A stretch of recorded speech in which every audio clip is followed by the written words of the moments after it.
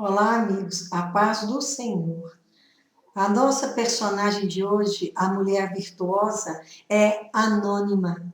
A Bíblia não cita o seu nome, mas ela chamaremos de a viúva de Sarepta. E esse texto se encontra em 1 Reis, capítulo 17, versículos de 8 a 24. O profeta Elias, fugindo da perseguição de Jezabel e de seu marido, o rei Acabe, ele ficou ali junto ao ribeiro de Querite.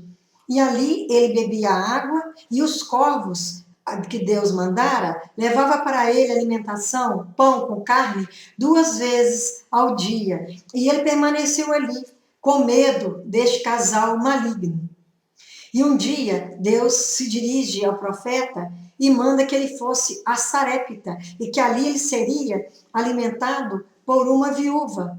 Ela cuidaria dele. Ele deve ter se animado, porque diante daquela situação em que ele se encontrava, teria alguém para cuidar de si. E ele se levantou, porque quando Deus manda que nos erguemos, temos que erguer em seguida, porque o Senhor tem propósito, o Senhor tem um caminho novo para que nós possamos trilhar. E ele seguiu nesse mandamento.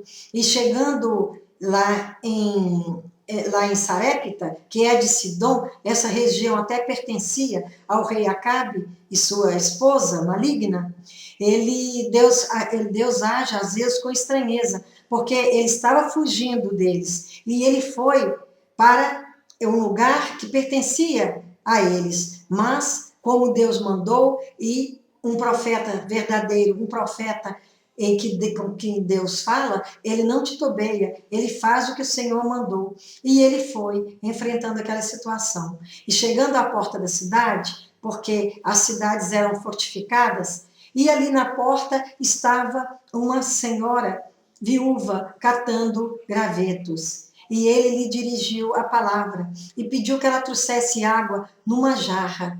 E ela logo se levantou e foi buscar para ele. E água até era um produto muito custoso, porque havia uma seca de 3 anos e meio que estava acontecendo, porque isso foi predito pelo profeta Elias contra Acabe e Jezabel, que estava perseguindo o profeta naquele momento.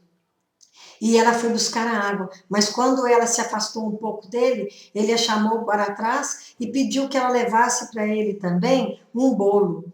E ela disse: tão certo como vive o teu Deus, que eu não tenho nada, eu tenho apenas um pouco de farinha na panela e um pouco de óleo numa botija.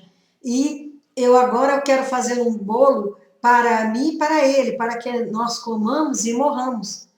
E realmente a situação dela era esta, porque era uma viúva desvalida, como a maioria das viúvas. Seu filho ainda era novo e dependia dela. E ela não tinha nada com que alimentar depois daquele momento, e nem a quem recorrer. Mas Deus, embora tivessem muitas viúvas em Israel, aquela foi escolhida pelos motivos que só Deus sabe e que nós passamos agora a compreender.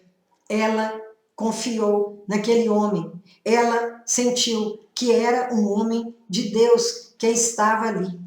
E, por isso, obedeceu sem discutir. Porque em qualquer outra situação, ela poderia dizer: eu não tenho nada para te dar e não vou te dar, porque o que eu tenho é só para mim, meu filho. E despedia o profeta Elias. Mas, na verdade, ela cumpriu aquilo que ele pediu no momento.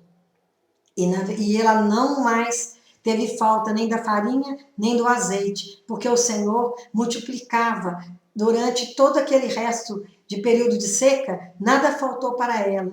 E quando nós confiamos no Senhor, quando nós sabemos que a providência divina não falha conosco, com os seus filhos, nunca faltará nada para nós. Não sentiremos falta de nada, porque o Senhor sempre proverá. E aconteceu que depois daquele tempo, que ele habitava ali naquela casa conforme Deus mandara, o filho dessa mulher faleceu. E neste momento, ela quase que se irou, e disse para o profeta: ah, você veio aqui só para lembrar dos meus pecados da mocidade, e agora meu filho faleceu. E ela achou que aquilo que estava acontecendo com ela seria um castigo de Deus, porque ela havia feito alguma coisa, algum pecado que ela achava que não teria perdão, e que ela estava, naquele momento, resgatando aquela culpa. Mas o profeta, ele pegou o menino do seu colo, levou para o andar de cima, onde ele dormia, colocou na sua cama, e por 3 vezes ele se inclinou sobre o peito do menino, como se estivesse medindo com seu próprio corpo. E nesse momento ele questionou, mas clamou ao mesmo tempo ao Senhor, pedindo que a alma daquele menino voltasse para o seu corpo. E isso aconteceu. O menino voltou a viver. E ele entregou o menino para ela. Então, ela viu a glória de Deus. E neste momento, ela diz para ele o seguinte: nisto conheço agora que tu és homem de Deus e que a palavra do Senhor na tua boca é verdade. Nós percebemos que quando ela fala do Deus de Elias, é que ela conhecia muito de perto, talvez até já confiasse nele, já acreditasse nele. E era uma região daquele povo que, quando Josué chegou, eles foram embora para aqueles lados, para aqueles lados de Israel, era gente que não cria em Deus, que adorava outros ídolos, e gente ruim mesmo, que perseguia profetas. Não era fácil ele estar naquele lugar. E aquela mulher morando ali, ela conseguia ter confiança no Deus de Israel, mesmo que não fosse o Deus dela até aquele momento. Mas temos certeza de que algo mudou na vida dela, porque ela agora tinha certeza de que Deus de Israel era o verdadeiro Deus, era o único e verdadeiro. É interessante que, enquanto ele estava ali multiplicando o azeite, multiplicando a farinha, ela ainda não tinha chegado à conclusão definitiva. Tanto é que precisou de passar pela morte do seu filho para ela dizer que agora ela cria que ele realmente era o Deus, era Deus, e que ele era um profeta deste Deus. Então nós também, muitas vezes, mesmo Deus proporcionando tanta coisa boa na nossa vida, tantos momentos de realização e muitas coisas que são verdadeiros milagres, até pequenos milagres que, na verdade, são muito importantes. A gente, às vezes, precisa de passar por uma experiência maior, até mesmo uma experiência de tristeza, de amargura, e para que, quando nós possamos ser livres daquele problema, a gente reconhece que Deus ouviu a nossa oração, Deus ouviu o nosso clamor, e que aí a nossa fé aumenta. Seria bom que a gente não precisasse passar por isso, mas muitas vezes somos provados, não para o mal, porque Deus a ninguém prova para o mal, mas para o bem, para crescimento na fé, para que nós possamos aumentar a nossa confiança em Deus e para que possamos passar também para outros esta confiança, porque pela nossa firmeza no Deus único, pelo esse Deus que é o único e verdadeiro, nós, como testemunhas, podemos também levar outros a acreditar através do nosso testemunho de vida.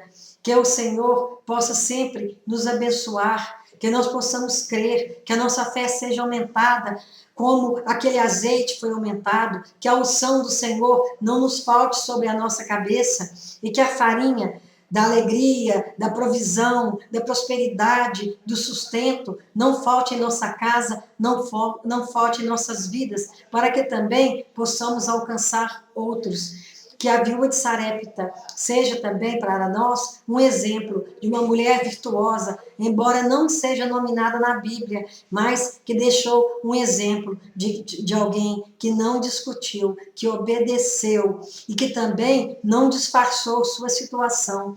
Ela falou para o profeta o que estava acontecendo. Muitas vezes, até para Deus, a gente fala de uma maneira que não é clara, porque muitas vezes nós não encaramos o nosso problema, embora o Senhor saiba tudo que acontece conosco e até o nosso pensamento, muitas vezes nós falamos de maneira indireta, de maneira reticente, sendo que, na verdade, nós temos que não apenas abrir, mas rasgar o nosso coração diante de Deus. E essa mulher, ela rasgou a sua situação, o seu coração diante do profeta de Deus. Que o Senhor nos abençoe, nos guarde e perdoe os nossos pecados. Amém. E amém. E amém.